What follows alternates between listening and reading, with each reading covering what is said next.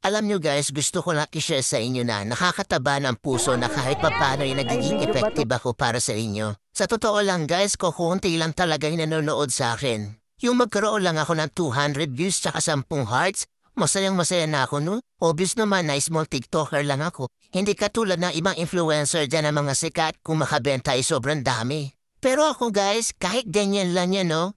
Ang saya-saya, promise. Kahit ganyan lang guys, feeling ko hindi ako napanghihinaan ng loob.